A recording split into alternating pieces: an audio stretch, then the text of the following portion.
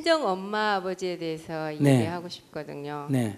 아버지가 그 고향에 같이 살면서 한 여자를 좋아했대요. 네. 그런데 그 우리 할머니 때문에 결혼을 못한 거예요. 네. 그래서 지금 엄마와 같이 결혼을 하고 살거든요. 네.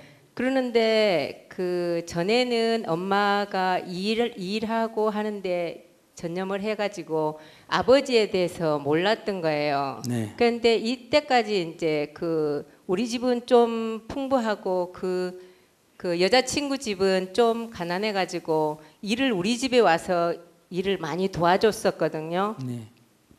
그랬는데도 저희들 같은 경우에는 어떻게 생각했냐면 그 집이 가난해서 우리 집을 도와줬다 그렇게 생각을 했었는데 이제 알고 보니까 옛날에 그런 사이였었나 봐요.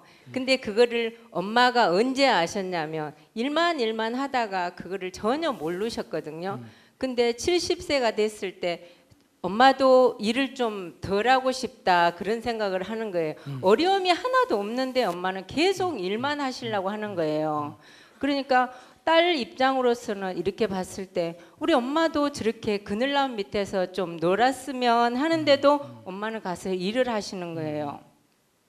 근데 엄마가 이제 일을 안 하고 집에 계시다 보니까 아버지가 그 모습이 다 보이는 거예요. 밥만 드시면 일이 별로 없으면 그 여자친구 집에 가서 놀고 또 뭔 일이 있으면 그 여자친구를 불러서 이렇게 밥도 먹고 그런 것은 밥도 먹고 이런 것이 옛날에는 몰랐을 때는 그걸 전혀 몰랐는데 지금 엄마가 놀고 보니까 그런 게 문제가 되는 것 같은 거예요. 그래가지고 그것을 이제 아까 스님이 말씀하셨듯이 아들들을 재산을 다 줘버렸더라고요. 그래가지고 엄마가 집만 하나 딱 남겨놓고 재산을 아들한테 분배를 해줘 버렸어요. 그래서 딸이 옆에 저 말고 딸이 옆에 사는 딸이 있는데 그 딸이 일을 하든 아프든 그 엄마 아버지를 모실 때는 항상 그 딸이 모셨거든요. 일을 제일 많이 도와주는 편이에요. 그래서 저 생각은 그랬어요. 그 땅을 좀 놔뒀으면 이따가 그 동생이 그래도 이제 지금은 이따가는 모를지 이제 병 들어 누워 있었을 때는 그 동생이 뒷바라지를 해줄지는 모르지만은 지금 같은 경우는 다 해주니까 저 생각은 그때 동생을 좀 땅을 좀 더 줬으면 좋지 않을까 싶은데 다 줘버려서 제가 한 1년 넘게 집에를 안 갔었거든요, 친정을. 근데 그 사이에 사건이 벌어진 거예요. 엄마가 이제 그걸 알아버렸어요. 일을 안 가다 보니까. 그래가지고 한 2개월 정도를 진짜 뜬 눈으로 엄마 말씀대로 뜬 눈으로 눈을 새도 잠이 안 오더라는 거예요. 근데 지금도 엄마가 그 질투 막 그런 것 때문에 엄청 힘들어 하시는데 어떻게 딸로서 엄마한테 아버지한테 이렇게 좋은 얘기를 해줘서 좀 둘이 문제가 풀렸으면 좋을까 싶은 생각이 들어서 스님한테 질문하는 겁니다. 아니 너무 안타까워요. 엄마가 그래가지고 한 2개월을 잠을 못 잤는데 하루날에 제가 이제 간다고 친정을 갔는데 네, 알았어요. 제일 말랐는 거예요. 제일 간단한 방법은 이래요. 신경 끄세요. 그러니까 어머니는 어머니 인생이고 내 인생은 내 인생이니까 어머니가 알아서 잘 추스리고 나갈 거예요. 그러니까 너무 신경 안 써도 된다. 자기가 뭐라고 얘기한다고 어머니한테 위로가 안 된다 이 말이에요. 그러니까 그건 자기가 쓸데없이 지금 애를 끌는 거지 애를 끌어서 도움이 안 된다 이 말이에요.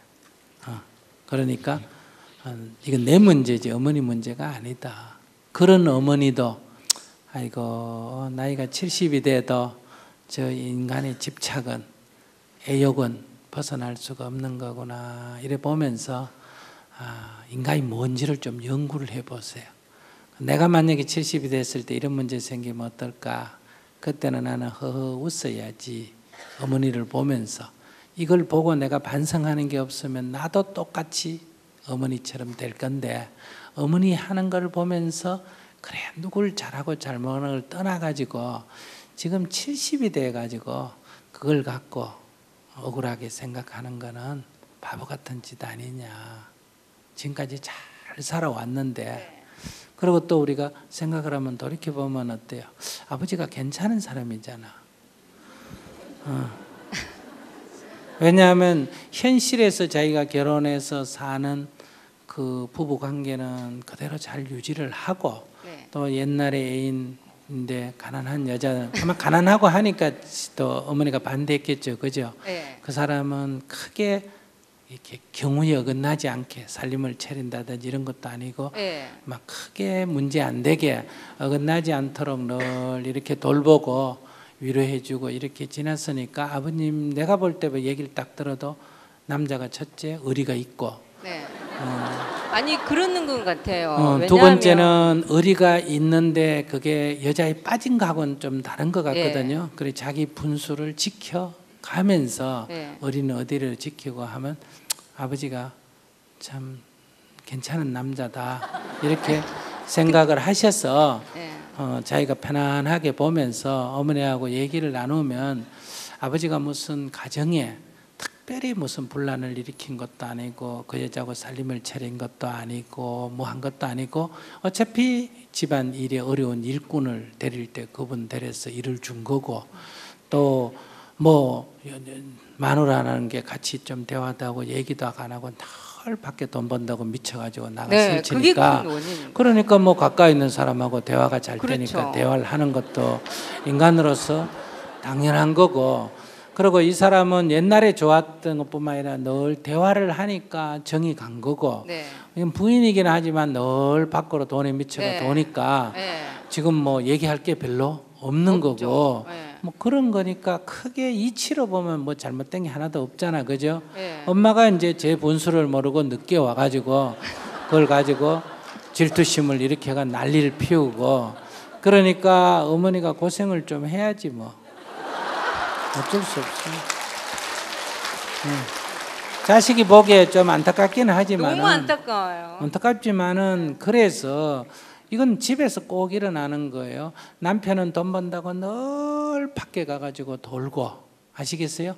엄마는 그 돈 갖고 애들한테 밥도 주고 옷도 입히고 하니까 애들은 자라면서 아빠는 안 보이고 누구만 보입니까? 엄마만. 엄마만 보이니까 애들은 다 누 좋아해요? 엄마. 엄마 좋아하지. 근데 엄마가 가끔 아이고 내가 아버지 때문에 못 살겠다 이런 얘기 들으면 아빠를 미워하게 되는 거예요. 저 인간이 왜 우리 엄마를 괴롭히나.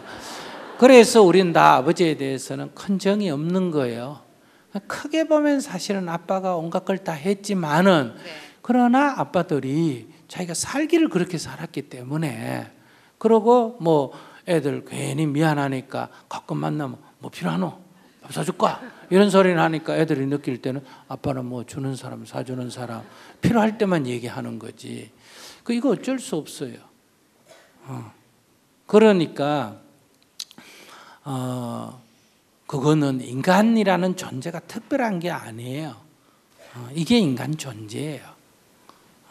그러니까 그 아버지 보고 지금 새삼스럽게 뭐 큰 잘못을 저질렀다 한다고 해서 아버지는 자기는 절도를 지키면서 가정을 지켜가면서 의리도 지키고 살았는데 자기 보고 잘못했다 하니까 뭘 잘못했는지 잘 모를 거 아니에요, 그죠? 그렇죠. 그러니까 마누라가 이게 미쳐 날뛴다 이런 생각하니까 그렇게 얘기가 더 얘기를 안 하시는 되고 엄마는 엄마 생각대로 이놈이 내가 껍데기만 갖고 살았구나 속은 다 저 여자한테 주고 예, 있었구나 예.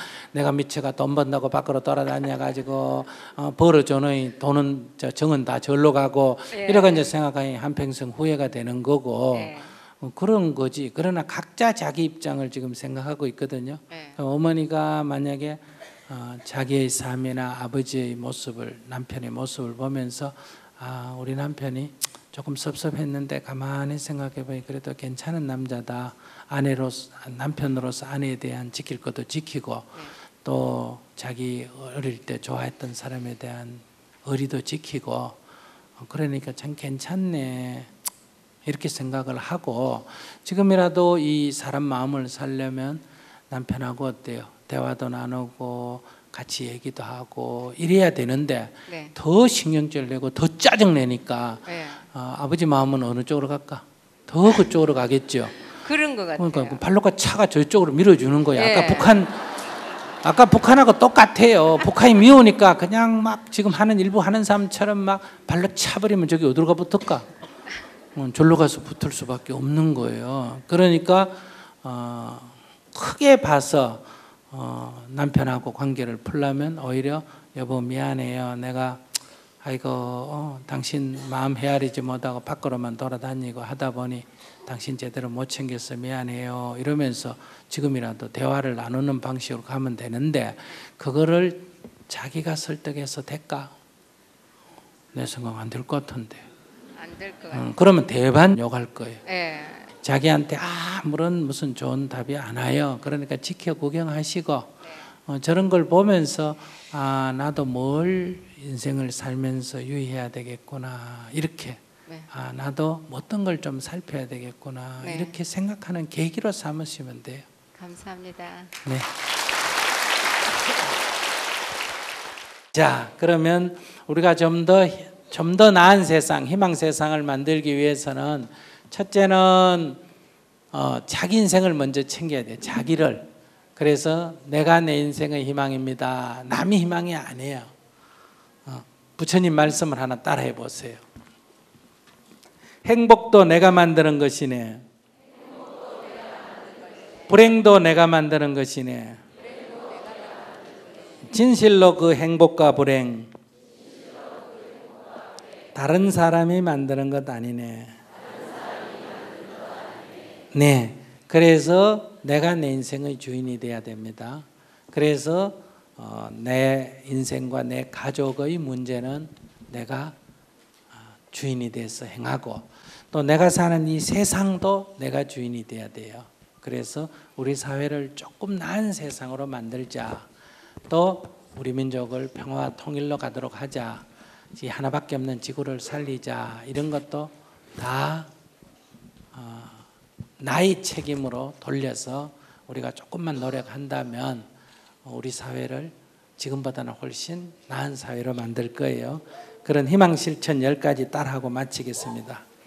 희망 세상을 만드는 10가지 희망 실천. 내 인생의 주인이 되어 행복하게 살겠습니다. 부족한 줄 알아. 매일 108배 참회의 절을 하겠습니다. 부모님께는 다만 감사한 마음을 내겠습니다. 남편과 아내에게는 사랑하는 마음을 내겠습니다. 자식은 사랑으로 보살피되 자리받도록 키우겠습니다.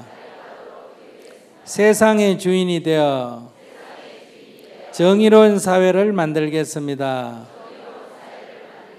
나라의 주인으로서 꼭 투표하겠습니다. 한반도의 평화와 통일을 위해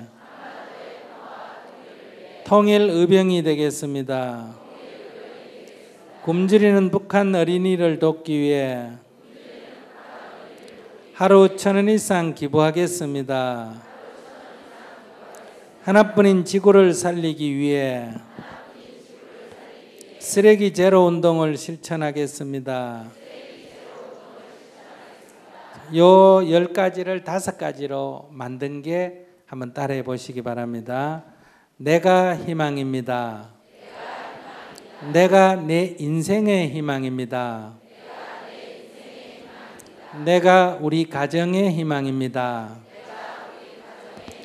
내가 우리 사회의 희망입니다. 내가 우리 민족의 희망입니다. 내가 이 지구의 희망입니다.